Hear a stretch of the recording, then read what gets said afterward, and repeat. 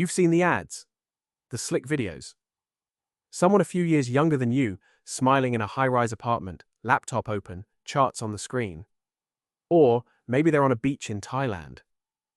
The message is always the same: quit your job, be your own boss, achieve financial freedom. All it takes is a laptop, an internet connection, and the courage to dive into the world of day trading. It's a powerful, seductive narrative. The promise of taking control, of outsmarting the market and building a life on your own terms.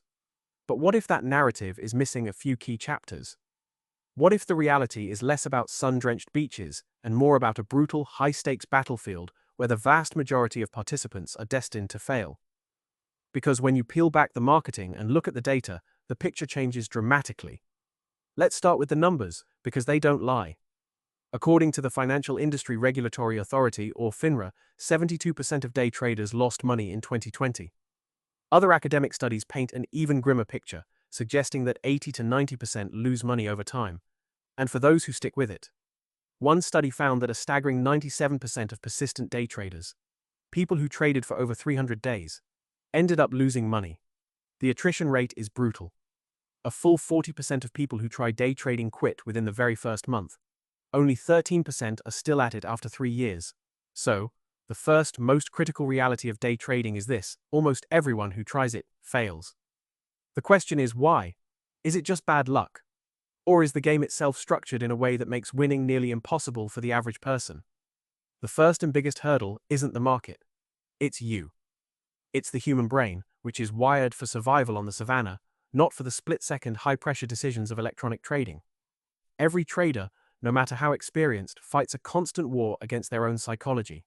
There's greed, the urge to hold a winning trade just a little too long, hoping it will turn into a lottery ticket. There's fear, which makes you sell at the worst possible moment, locking in a loss right before the price rebounds. And then there's the most dangerous emotion of all, the desire for revenge. You take a loss. It stings. You feel like the market personally wronged you. So you jump back in, making a bigger, riskier trade to win it back. This is called revenge trading, and it's the single fastest way to blow up an account. It's not investing, it's gambling with a bruised ego. Add in FOMO. The fear of missing out. That gnawing feeling you get watching a stock soar without you, and you have a recipe for impulsive, irrational, and almost always costly mistakes.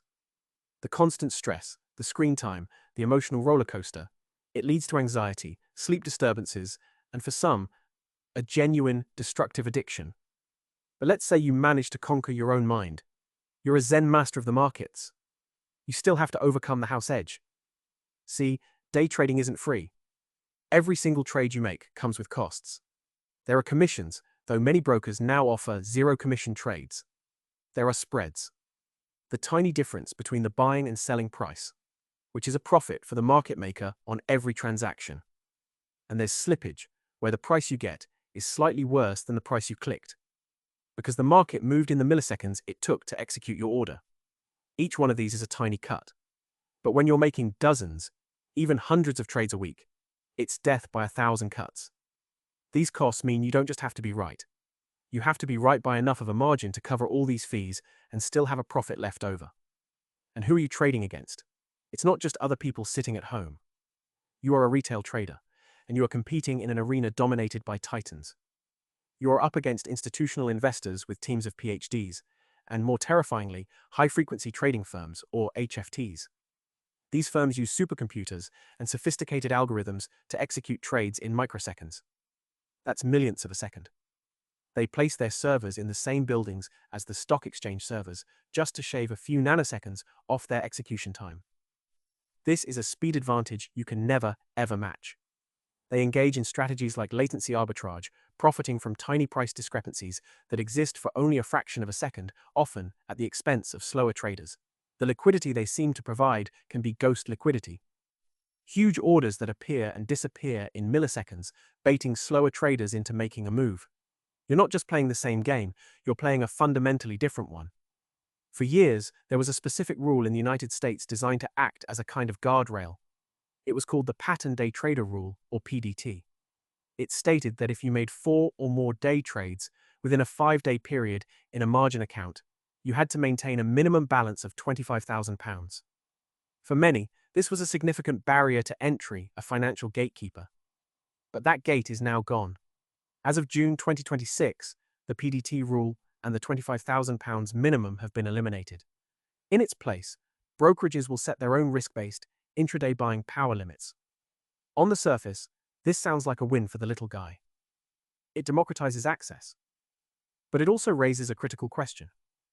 Did this change level the playing field, or did it just remove the guardrail from the cliff's edge? Critics worry that it will lure in a new wave of undercapitalized, inexperienced traders who are even more vulnerable to the market's unforgiving nature. Because the statistics on failure were true even when the £25,000 rule was in place. Removing it doesn't change the fundamental difficulty of the activity itself. This leads to an ethical question about the platforms that facilitate this trading. Brokerages that offer zero-commission trading aren't charities. They often make money through a process called payment for order flow, where they route your trades to those HFT firms who pay them for the privilege.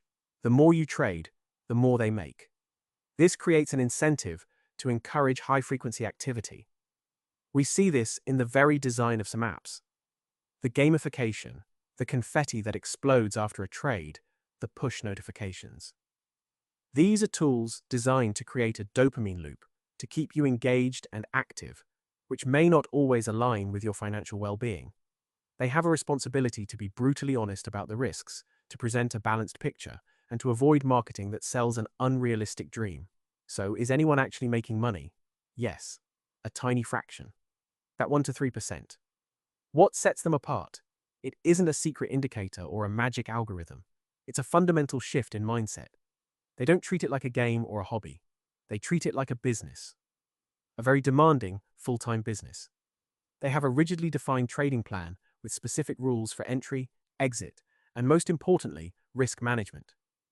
They know exactly how much they're willing to lose on any single trade before they even enter it, and they stick to it religiously using tools like stop-loss orders. They spend more time studying, backtesting strategies, and analyzing their own performance than they do actually trading. Their success isn't born from a few huge lucky wins, but from the disciplined, consistent application of a strategy that gives them a slight edge over time, compounded over thousands of trades. The reality of day trading is that it's not a path to easy money. It is a profession, and like any elite profession, becoming a brain surgeon or a concert pianist, it requires thousands of hours of deliberate practice, an obsessive dedication to learning, and a rare combination of discipline and emotional resilience. The product being sold in those slick advertisements isn't really day trading. The product is a fantasy. The fantasy of effortless wealth. The reality is a zero-sum game, minus costs, played against the sharpest minds and fastest machines in the world, where your own human nature is your greatest liability. So before you fund that account and place your first trade, the question you have to ask yourself isn't, can I get rich doing this? The data has already answered that for most people. The real question is, knowing the overwhelming odds, knowing the immense psychological toll, and knowing the unyielding commitment required, is this a price I am truly willing to pay?